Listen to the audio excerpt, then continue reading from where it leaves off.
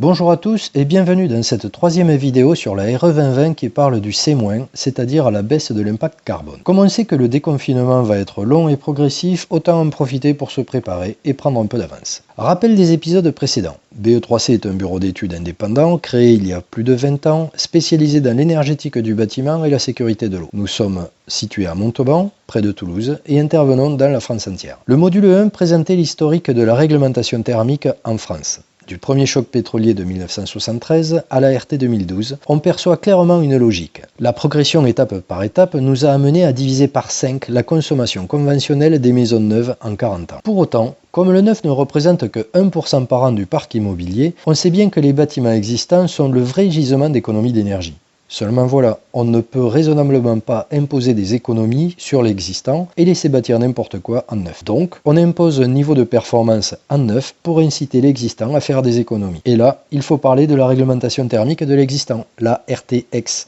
Car oui, elle existe. Il y en a même deux qui datent de 2007 et 2008. Mais non, on ne va pas en parler maintenant, puisqu'on est dans les vidéos sur la RE 2020. Pour la RTX, on verra pour faire un autre module. En parlant de sujets complémentaires, on a aussi évoqué le carnet d'entretien numérique, obligatoire pour les maisons dont le permis de construire a été déposé après le 1er janvier 2020. Ça fait beaucoup de vidéos tout ça. Bref, le module 2 de la RE 2020 présentait ce que pourrait être le volet énergie. Ça correspond au E+, de l'actuel E+C-.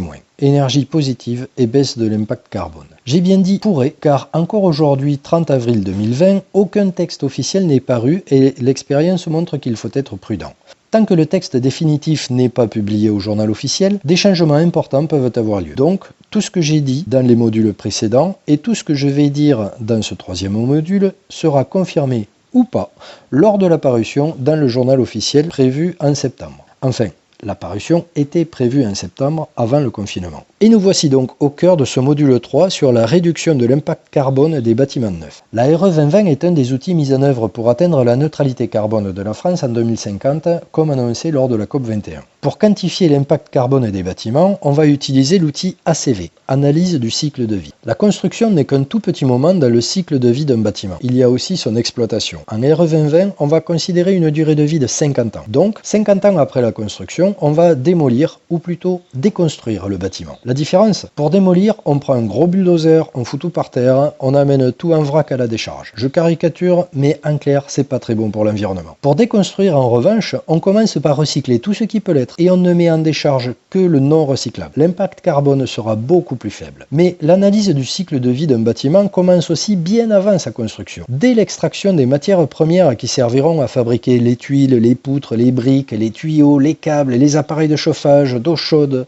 bref, tous les éléments constitutifs du bâtiment. En clair, dès l'extraction de toutes les matières premières, le bâtiment dégage déjà du carbone. La CV d'un bâtiment, l'analyse de son cycle de vie, prend donc en compte l'impact carbone de l'extraction des matières premières, leur transport jusqu'aux différentes usines de fabrication, puis le transport jusqu'au chantier, puis, comme je l'ai dit, la réalisation du chantier, 50 ans d'exploitation du bâtiment et enfin sa déconstruction. La méthode ACV est un outil qui a vu le jour dans les années 70 et permet de quantifier tous les impacts d'un produit tout au long de sa vie. La réalisation d'un ACV est un métier à part entière. Aussi, pour la RE 2020, le travail a été simplifié. On ne prend en compte que l'impact carbone. Ce n'est qu'un paramètre parmi tant d'autres. On y reviendra. Le calcul est simple. Chaque élément constitutif du bâtiment représente un poids carbone unitaire. Il suffit donc, pour chaque élément constitutif du bâtiment, de multiplier la quantité de cet élément par son poids carbone unitaire, puis d'additionner le poids total de chaque élément. On obtient alors l'émission de gaz à effet de serre des produits de construction et des équipements, plus simplement appelé EGES-PCE, donc l'impact carbone du bâtiment hors exploitation. Il faut ensuite ajouter le CO2 dégagé par l'exploitation du bâtiment pendant 50 ans, donc sa consommation d'énergie. On obtient alors le EGES, soit l'émission de gaz à effet de serre. Le global pour l'installation avec la CV sur 50 ans. On ne va pas rentrer plus dans les détails, vous imaginez bien qu'il y a des subtilités dans ce calcul. Si une porte d'entrée en alu par exemple a une durée de vie de 25 ans, il en faudra 2 pour les 50 ans de vie de la maison. L'impact carbone de la porte est donc doublé. En revanche, une brique qui a une durée de vie de 100 ans ne sera comptée qu'une fois. Non, pas une demi-fois, puisqu'on déconstruit la maison au bout de 50 ans. Cela dit, et plus sérieusement, la recyclabilité des produits impacte favorablement son poids carbone. Quand on prévoit une pompe à chaleur avec une espérance de vie de 10 ans, espérons qu'elle ne soit pas trop chère pour 10 ans, il en faudra 5. On fait donc une approximation parce qu'on ne sait pas quel type d'appareil on posera en remplacement dans 30 ans. Le résultat de la CV est donc une masse de CO2 dégagée par le bâtiment pendant ses 50 ans de vie. Bon, ok, le calcul de la CVRE 2020, c'est plutôt simple. Oui, mais encore faut-il avoir les valeurs. Très bien, je vois qu'il y en a qui suivent. C'est d'ailleurs la seule difficulté, ou presque. Les valeurs du poids carbone sont données par les fiches FDES pour les éléments de construction et PEP pour les équipements. Ces fiches répondent à des normes précises et sont contrôlées par des organismes indépendants. La base IGNES regroupe ces fiches sur le site ignes.fr. Il appartient à chaque industriel de réaliser les fiches des matériels et des matériaux qu'il veut vendre. Dans le calcul RE 2020, si on n'a pas la fiche du produit prévu, on prend une valeur par défaut, définie dans le cadre de la réglementation. Inutile de dire que cette valeur est défavorable. À un moment, il était question de prendre en compte les parcelles et les dépendances. Clôture, abri de jardin, piscine, terrasse. Il semblerait qu'on ne traitera que la maison. Et pour être conforme, il faudra être en dessous d'un maximum. Il est question d'avoir deux seuils, un maximum obligatoire à ne pas dépasser et un autre recommandé. Il était question de faire des équivalences entre l'énergie et le carbone. Si je suis super bon en énergie, je peux être moins performant en carbone et inversement. Cette option semble abandonnée. Il faudra être bon dans les deux, l'énergie et le carbone. Comme pour la consommation conventionnelle vue dans le module 2, la quantité de CO2 calculée par l'ACV ne peut pas être prédictive. Quel système mettra-t-on en place dans 20 ans quand il faudra remplacer le ballon d'eau chaude? Et quel sera son impact carbone? Personne n'en sait rien. En revanche, l'ACV est un bon moyen de comparer l'impact carbone actuel des différentes solutions constructives. Parce que si l'impact carbone de ma maison est trop lourd, je fais quoi? Voilà une question qu'elle est bonne. Il va falloir faire des choix, et des choix pas forcément simples. Est-ce qu'il vaut mieux une maison qui consomme peu avec une énergie carbonée, ou qui consomme un petit peu plus, mais avec une énergie qui dégage moins de CO2? C'est là qu'on fait le lien avec la fin du module 2 et qu'on reparle de l'électricité. Il est question que le poids carbone de l'électricité soit différent en été et en hiver. En effet, en été, les centrales nucléaires produisent souvent plus d'électricité que nécessaire en France, donc on exporte de l'électricité nucléaire. En revanche, en hiver, la France démarre des centrales à gaz, voire à charbon. On importe aussi de l'électricité qui vient de chez nos voisins européens, où il y a moins de centrales nucléaires que chez nous. Donc, on importe de l'électricité qui vient de centrales à gaz ou à charbon, surtout quand l'électricité vient d'Allemagne. D'autre part, quand on intègre le poids carbone de l'ACV d'une centrale nucléaire, de l'extraction des matières premières, leur transport, la construction de la centrale, son exploitation et sa déconstruction, on comprend que le kilowattheure nucléaire a un poids carbone qui n'est pas nul, même s'il est faible par rapport aux autres énergies. Au passage, les kilowattheures éoliens ont un poids carbone significatif quand on prend en compte